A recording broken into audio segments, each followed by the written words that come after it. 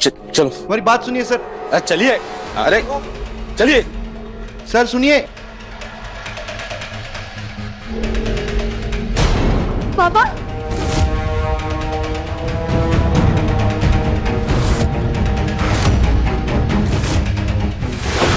पापा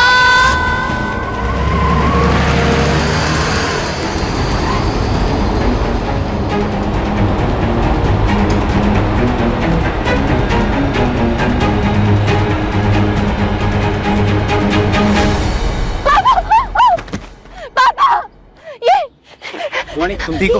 ये पापा को कहाँ लेके जा रही है पुलिस शेखर? अंकल के कोच में कुछ फायरिंग हुई थी ना, उसकी पूछताछ के लिए लेकर गए हैं। तो पूछताछ के लिए इसे क्रिमिनल्स की तरह थोड़ी लेके जाएंगे।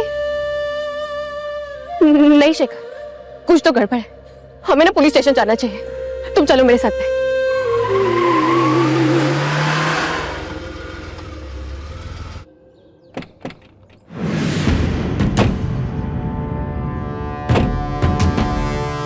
ये बड़ी हवेली, आप हमें यहाँ कहाँ लाए? अरे घबरा कह रहे हैं टीटी साहब? हाँ, जब मामला नागेश्वर जी का है तो सुनवाई भी उन्हीं की अदालत में होगी ना। हाँ, जाइए जाइए, अंदर जाइए जाइए।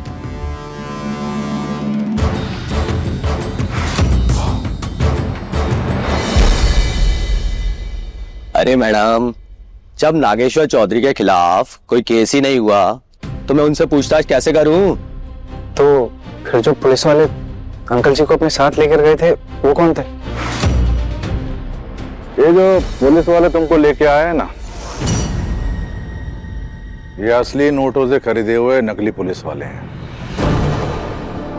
अगर तुम कहो तो 100% शुद्ध और असली केस तुम पर डाल सकते हैं। ये हमारे बेटे पे हुए हमले में तुम भी शामिल थे। हम तो निर्दोष हैं। ऐसा है टीटी बाबू कि हमारे धंधे में जान के बदले जान और जुबान के बदले जुबान देने का रवाज है। तो कल की फायरिंग हम भूल जाते हैं और आज की फायरिंग पे आप चुप्पी साध लीजिए। अरे भाई, गरम खून है हमारे बेटे का, जवानी के जोश में चल गई गोली। हाँ? आपका बेटा तो बच गया ना, तो खुशी मनाइए ना। और उसके इलाज का जो भी बिल है वो हमें भेज दीजिए, उसे हम भर देंगे। लेकिन टीटी बाबू, अगर पलटवार का विचार भी मन में है तो सोच लीजिए, जब नकली पुलिस भेजकर आपको अस्पताल से उठवा सकते हैं तो नकली डॉक्टर भेजकर आपके बेटे को इस दुनिया से ऊपर भी उठवा सकते हैं। पापा को हॉस्पिटल से ले जाने वाला अगर वो नागेश्वर चौधरी और उसका बेटा हुआ ना, तो आई स्वेयर यही एफआईआर लिखवाऊंगी उसके नाम की, उसके पूरे घर को जेल भिजवाऊंगी। ये सुल्तानपुर है मैडम, यहाँ किसी देश का कानून नहीं चलता, नागेश्वर चौधरी का कानून चलता है। और अपने पापा को ढूंढना है ना तो उनकी हवेली जाइए, अपने केस की सुनवाई वो खुद ही करते हैं।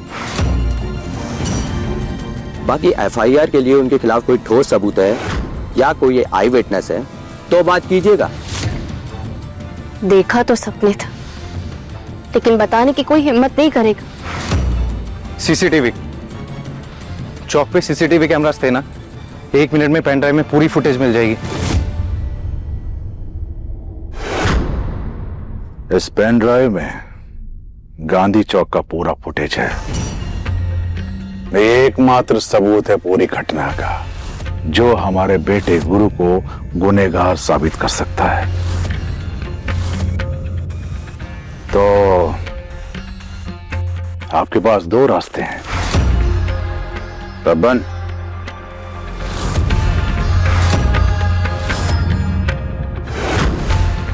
या तो तुम अपने हाथ से इसे खत्म कर दो या हम तुम्हारा पूरा फैमिली को खत्म कर देंगे।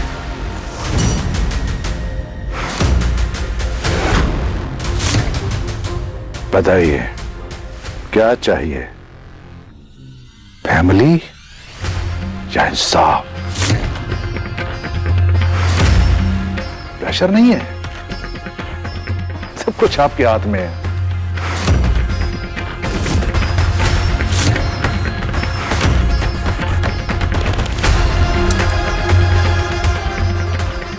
इंसाफ या फैमिली।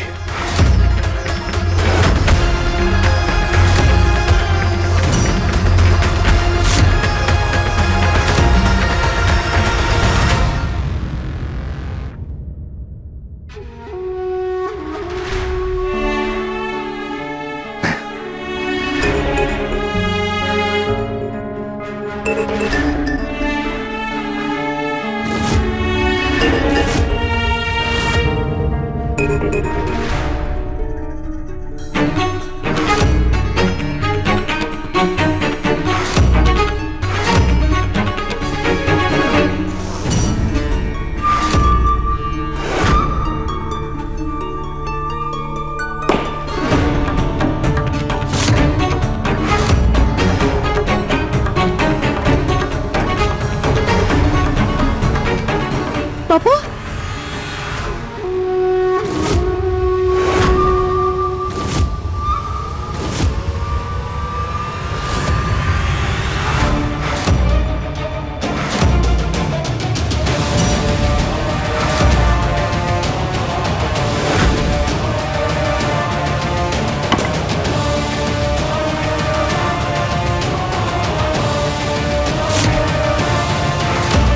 वाह टीटी बाबू वाह, घटना का सबूत मिटाकर अपनी समझदारी का बहुत ही अच्छा सबूत दिया है आपने। वो कहा है ना, शरीफों की शराफत तो वैसे भी आंख, कान और मुंह बंद रखने में ही है। और वैसे भी ये केस फाइल करके और ये पेन ड्राइव दिखाकर क्या कर लेते हैं। हाँ, हमारा पोता का 2 दिन कोर्ट कचहरी में चक्कर मारने में निकल जाता, बस इतना ही। पर असली चांदी तो तुम्हारी है, काहे कि तुम्हारे बेटे का इलाज तो मुफ्त में हो जाएगा। वाह।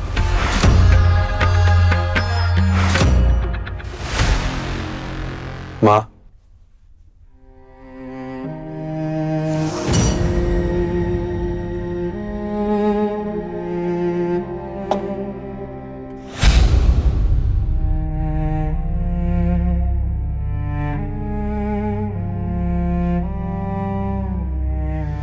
जो हुआ गलत हुआ, जानते हैं हम, पर जो हुआ उस घटना ने पापा के दिल में हमारे लिए जगह बना दी। आपकी कसम मानते तो पापा की नजरों में नकारे ही रहते। अब जब उनकी नजरों में उठे तो आपके मन से ही उतर गए। अब आप ही बताइए, हम करें तो क्या करें? माँ के आंचल के साए में पापा की विरासत नहीं चल सकती क्या?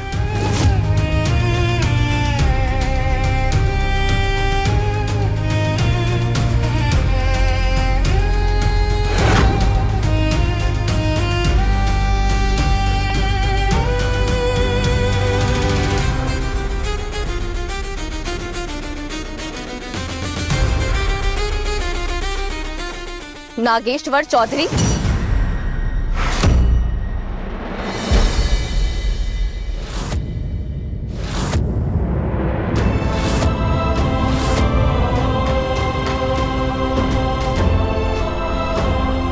एक मजबूर पिता के हाथों से सबूत मिटाकर आपको लगता है कि आप जीत गए? नहीं, इंसान जरूर मजबूर हो सकता है, लेकिन भगवान नहीं। आप फुटेज मिटवा सकते हैं, लेकिन अपने गुनाह नहीं। और हाँ, जब उसकी लाठी बचेगी ना, तो ना ही आपका डर चलेगा और ना ही जोर।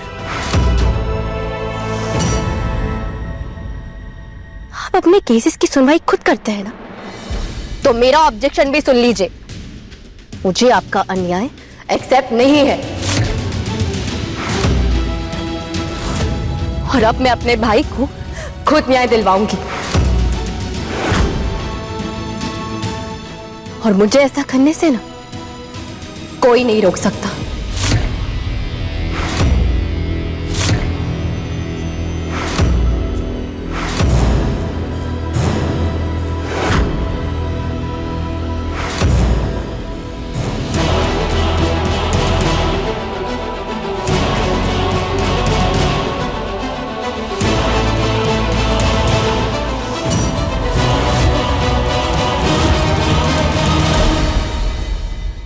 ए बाबू, ये लड़की जोश में होश को बैठी है।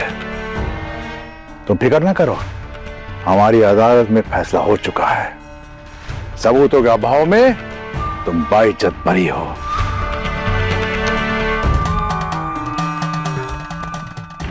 ना झुकना है और ना रुकना है, हमें आगे बढ़ना है, समझे?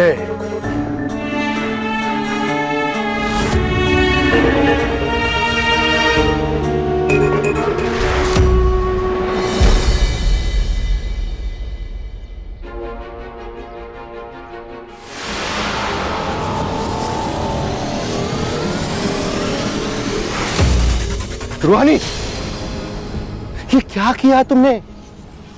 पता भी है बाहुबली है वो लोग। अरे बेटा, ये जो न्याय व्यवस्था और सरकार की बात करके आई हो ना तुम अंदर, इन्हें तो ये जेब में लेके घूमते हैं। एक बात ना बेटा, गांठ बांध लो, इन लोगों की नजर में हम जैसों की कोई औकात नहीं है बेटा। ये लोग इंसान की शक्ल में ना राक्षस है, राक्षस। राक्षस तो रावण भी था ना पापा, लेकिन उसका भी अंत तो हुआ ही ना। अरे बेटा, त्रेता युग था वो, ये कलयुग है, और कलयुग में ना राक्षसी राज करते हैं। और ये जो अंदर तुमने ऊंची आवाज में बात की है ना, इसका खामियाजा भी हम सबको भुगतना पड़ेगा। तो अब क्या जो हमारे साथ गलत हो रहा है उसके खिलाफ हम आवाज भी नहीं उठा सकते? भैया को सरेआम गोली मार दी उन्होंने पापा। आज भैया उनकी वजह से आईसीयू में एक एक सांस के लिए लड़ रहे हैं, और आप चाहते कि मैं आवाज भी ना उठाऊं? नहीं पापा, भैया की हर एक तकलीफ का हिसाब ना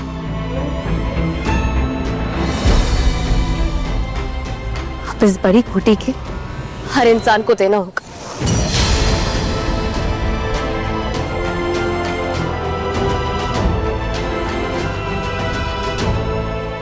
ये सिर्फ गरजने वाला बादल नहीं है नागेश्वर, ये बरसने वाला भी है। इस कंपाउंडर ने का इलाज नहीं किया ना, तो ये हम सबको बीमार कर देगी। जीजा जी, हम क्या कहते हैं, छोटा मुंह बड़ी बात। वो कल की आई लड़की आपको ललकार करके चली गई। नागेश्वर चौधरी है, आप कोई राह चलते उठाएगी नहीं कि कोई भी कुछ भी आके कह जाएगा। हम तो कहते हैं भाई तो मौत के द्वार पे खड़ा ही है, लगे हाथ बहन का भी अर्थी। त्रिपुरारी, बेवजह राई का पहाड़ मत बनाओ।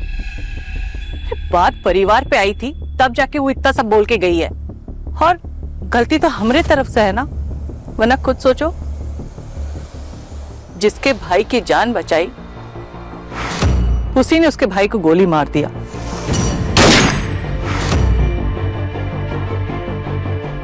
अब वो बोलेगी नहीं तो क्या करेगी? मेमने के मिमियाने से गन्ने की फसल को कोई नुकसान नहीं पहुंचता। त्रिपुरारी, तुम उस लड़की पर दूर से नजर रखो। जी जीजा जी, हम अभी 2 लड़का तैनात करते हैं। कोई जरूरत नहीं है, मैटर हम खड़ा किए, सिर्फ सुलटाएंगे भी हम ही। पापा, उस लड़की का जिम्मेदारी आप हम पर छोड़ दीजिए। परिवार के सम्मान की बात है गुरु, हमारा नाक नहीं कटना चाहिए, समझे? जाओ। गुरु,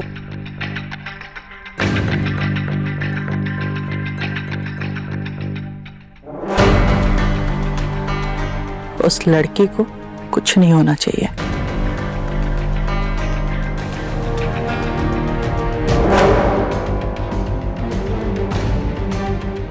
हम ना मां के आंचल पर कोई दाग लगने देंगे, और ना ही पापा की विरासत पर कोई आंच आने देंगे।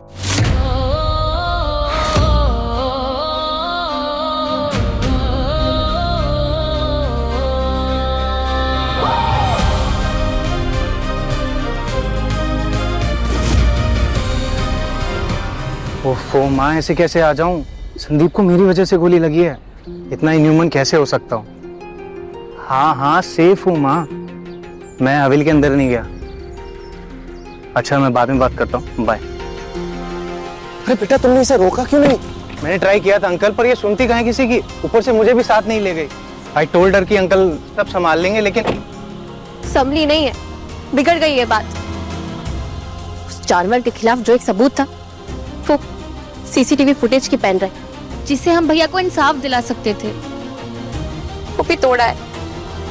अरे कचहरी कानून ये सब इनकी जेब में होता है बेटा, फैसला हमारे हक में कैसे हो सकता है? मैंने जो कुछ भी किया है ना, वो हमारे परिवार की सुरक्षा के लिए किया है, बचाने के लिए किया है परिवार को। और चलो अंदर बैठो।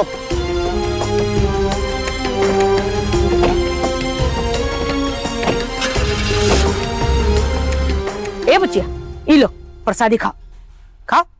अरे हम बच्चों की बुआ है भाई, और तुम्हारी ननद राजेंद्र की बहन। अरे 4 घर छोड़ के रहते हैं हम, फिर भी देखो कैसा दिन आ गया। अपने ही घर के बात मोहल्ले के 4 लोगों से सुनने के लिए मिलता है हमको। अरे कैसा जमाना आ गया पता नहीं। अरे हमको तुम बताई नहीं ना। अरे राजेंद्र कहाँ गए थे? हैं? वो गुरु गैंगस्टर से लड़ने? अरे बबुआ, आंधी में बगुला पंख नहीं फैलाता, नहीं बुझा रहा है? हाँ, बगुली नहीं है ना मालती बुआ, इंसान है, और हमारी जान की कीमत भी है। तुम समझ काहे नहीं रही हो बिटिया? कीमत लेवल सब पैसों पर तय होती है। ये कोनो महानगर नहीं, सुल्तानपुर है, सुल्तानपुर। यहाँ पर हर एक बात सनसनी खबर बन जाती है। तुमको पता है मोहल्ले में थू थू हो रहा है, समझ में आ रहा है तुमको? हैं? अब कल ही की बात ले लो, वो गुरु गैंगस्टर दिन दहाड़े तुमको उठा के हवेली पर ले गया।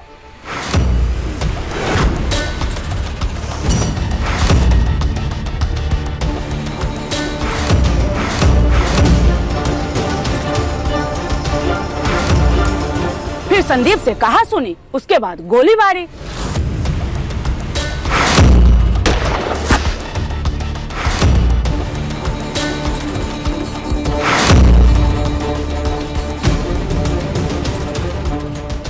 हम तुमको समझा रहे हैं बिटिया, अपना तेवर सुधार लो, नहीं तो परिवार का सब कुछ बिगड़ जाएगा। हाँ रूहानी, ये सच है? तुमसे पूछ रहे रूहानी।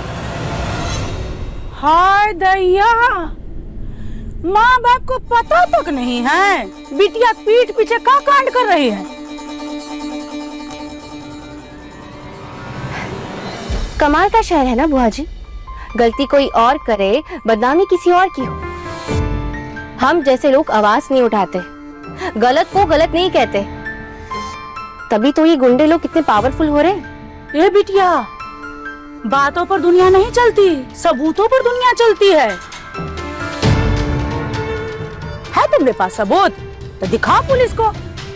काहे वो गुरु गैंगस्टर तुमको दिन दहाड़े उठा के ले गया, और काहे वो गोलीबारी की संदीप पर? हैं? बताओ बताओ पुलिस को। आपको आज जो बोलना है बोल लीजिए, लेकिन जब मेरा टाइम आएगा ना, तब एक एक जवाब मैं खुद दूंगी। रूहानी, ब्लड लॉस और इंटरनल ब्लीडिंग की वजह से संदीप कोमा में चला गया है।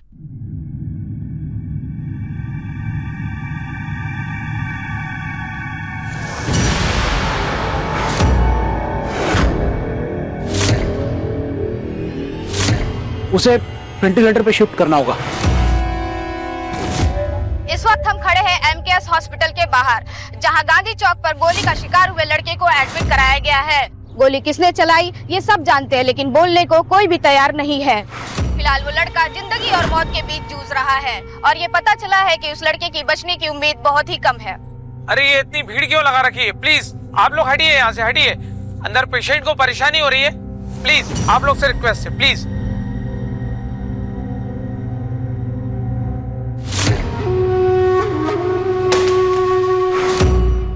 अरे अगर सीधा खोपड़ी में गोली मारता ना तो बात वहीं खत्म हो जाती। जब तक ये लड़का जिंदा है ना, तो मीडिया वाले इसी तरह बात का पतंगड़ बनाते रहेंगे। जी जी।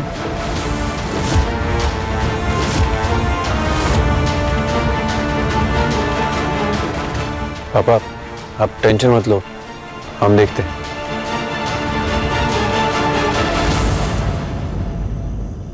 तबीयत कैसी है उसकी? कोमा में है, वेंटिलेटर पे शिफ्ट किया है। छोटे शहर में हवा भी चलती है ना, तो लोगों को आंधी लगती है। वहाँ टीटी साहब का परिवार कष्ट में है और आप भी परेशान होंगे। बाकी मरीजों का इलाज करने में दिक्कत तो हो ही रही होगी, है ना? जी, तो आप बताइए क्या करना है गुरु भैया?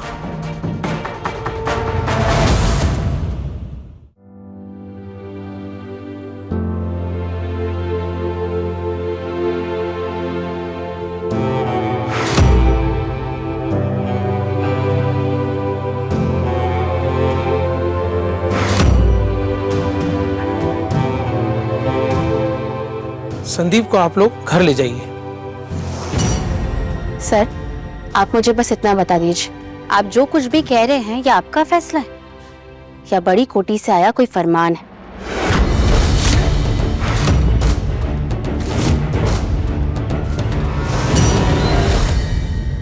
जब तक मैं यहाँ हूँ भैया इस हॉस्पिटल से कहीं नहीं जाएंगे। जब तक मेरे भैया ठीक नहीं हो जाते मैं यहाँ से कहीं नहीं जाऊंगी। हम जो कुछ भी कर रहे हैं उसमें सबकी भलाई है। ले जाइए अपने बिटुआ को इधर से। चट्टान है, हमसे टकराओगी तो बिखर जाओगी। तुमने शायद सागर की लहरें नहीं देखी होगी।